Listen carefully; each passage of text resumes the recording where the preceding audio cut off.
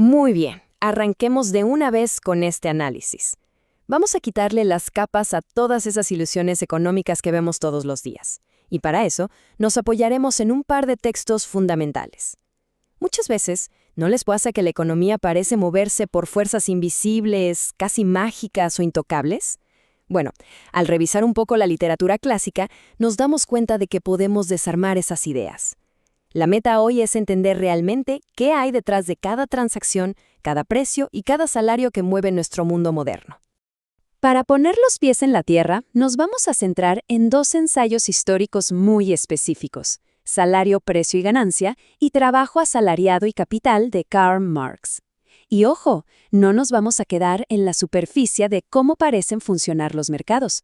Estos escritos nos obligan a mirar con lupa, a escarbar en las raíces del sistema para ver si esas reglas del dinero y el trabajo son, digamos, fuerzas místicas de la naturaleza, o si son algo totalmente distinto, movido por relaciones humanas de carne y hueso. Nuestra hoja de ruta para hoy es súper clara. Vamos a pasar por 1. El fetichismo de la mercancía. 2. Las relaciones sociales ocultas. 3. Las sociedades de trabajo transparente. 4. El famoso argumento de Weston. 5. La falsa producción fija. Y 6. Salarios, precios y ganancias. Sección número 1. El fetichismo de la mercancía, la ilusión de los objetos cotidianos. A ver, a primera vista, cualquier producto o mercancía parece algo súper obvio, ¿verdad? Un objeto trivial.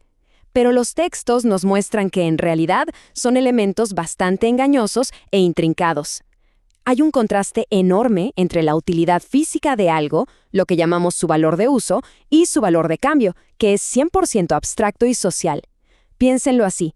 La madera moldeada para hacer una mesa sirve para comer sobre ella. Satisface una necesidad clara. Sigue siendo madera física.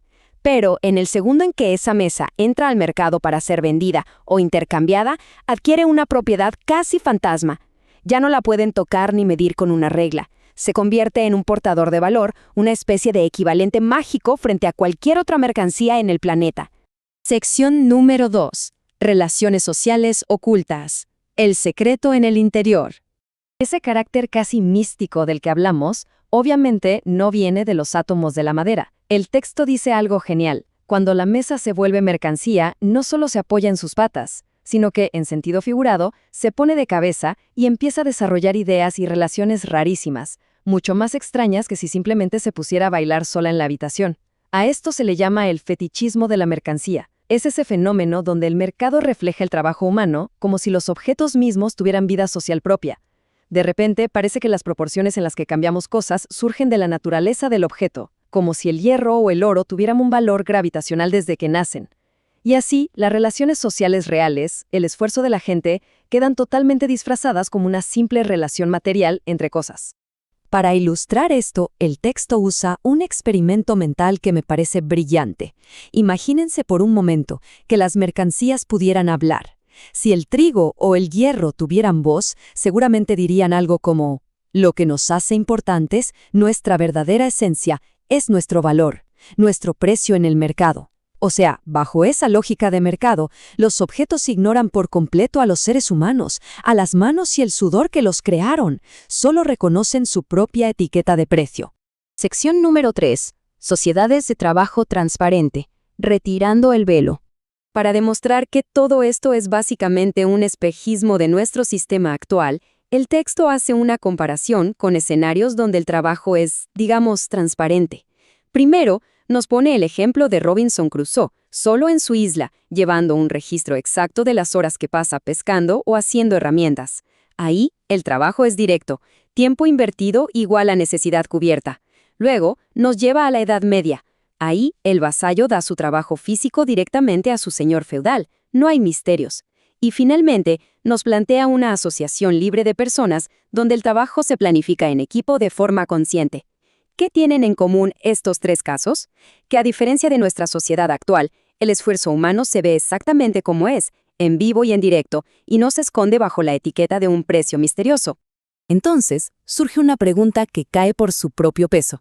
Si las mercancías ocultan el desgaste físico y mental humano, ¿cómo diablos se determinan los salarios para compensar ese trabajo en el mercado del día a día?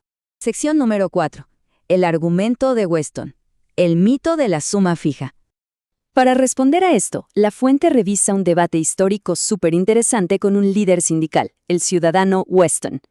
Él argumentaba algo que, en su momento, sonaba lógico. Decía que luchar por mejores salarios era matemáticamente inútil para los trabajadores. ¿Por qué? Bueno, él creía que la producción económica nacional era una magnitud totalmente estática. Imaginen una especie de olla gigante, pero de un tamaño que jamás puede cambiar.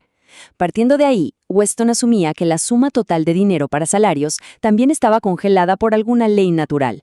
Su conclusión era que, si los trabajadores lograban un aumento mediante huelgas, los capitalistas simplemente subirían los precios de los bienes básicos en la misma proporción, y al final, los trabajadores se quedarían exactamente donde empezaron.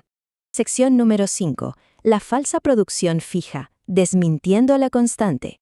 Pero claro, el texto original destroza esta idea. Nos demuestra que el volumen de producción nacional no es para nada una constante. Al revés, es súper variable. Cambia todo el tiempo por la acumulación de capital y porque la tecnología y las formas de trabajar siempre están innovando. Para desarmar la lógica de Weston, la fuente nos propone usar una matemática de primaria, empezando con un valor total hipotético de 8. Fíjense bien, incluso si le diéramos la razón a Weston por un segundo y asumiéramos que la producción está clavada en 8, el argumento se cae a pedazos. Resulta que si el tamaño de esa torta productiva estuviera fijo rígidamente en 8, las rebanadas por dentro sí pueden cambiar, y mucho. Si aumentamos la rebanada de los salarios de 2 a 6, lo único que pasa es que la porción de las ganancias del capitalista se reduce de 6 a 2. 8 sigue siendo 8. Así que el límite absoluto de la riqueza total jamás, pero jamás, ha impedido que varíen los límites relativos entre lo que se va a salarios y lo que se va a la ganancia neta. El autor usa una metáfora inolvidable para rematar este punto. Quejarse de que los salarios no pueden subir porque la riqueza es limitada, dice, es como afirmar que la cantidad de sopa en una olla gigante no va a aumentar por usar cucharas más grandes. Exacto, el problema real no es cuánta sopa hay en la olla nacional. El problema fundamental es el tamaño minúsculo de las cucharas que se le da a la gente para repartir esa sopa. Sección número 6. Salarios, precios y ganancias. La verdadera mecánica. Esto nos lleva directo a la parte final de nuestro análisis, el choque entre lo que quiere el empresario y cómo funciona realmente el mercado. Aquí el texto nos lanza una advertencia que es clave. Nos dice, ojo, no confundan el deseo natural de alguien de querer maximizar sus ganancias con una ley inevitable de la economía. Obvio, la voluntad de todo capitalista es meterse al bolsillo la mayor cantidad de dinero posible. Pero la ciencia económica no está para estudiar los deseos de la gente, está para investigar si realmente tienen el poder de hacerlo y cuáles son los límites estrictos que frenan ese poder en el mundo real. Vamos a ver cómo funciona esto paso a paso, porque es fascinante. Resulta que un aumento general en los salarios provoca principalmente una caída en la tasa general de ganancia. No provoca una subida mágica, automática e instantánea en todos los precios del supermercado. Quienes fabrican cosas que no son de primera necesidad, por ejemplo, van a ver caer sus ingresos. Y adivinen qué, no pueden simplemente obligar al mercado a pagarles más caro solo para recuperar su margen anterior. Sencillamente no tienen ese poder dictatorial sobre la oferta y la demanda para inflar los precios a su antojo. Para ir cerrando este análisis, les dejo una idea para darle vueltas en la cabeza. Después de ver cómo la mecánica del intercambio esconde el esfuerzo humano y cómo esos mitos de la producción fija no aguantan ni la matemática más básica, queda una gran duda flotando. ¿Esos límites económicos tan severos que aceptamos todos los días son realmente leyes inquebrantables de la naturaleza? ¿O serán simplemente el límite del margen de ganancia que alguien más quiere mantener intacto? A fin de cuentas, a lo mejor esa aparente rigidez intocable de la economía es solo la última gran ilusión del fetichismo de las mercancías.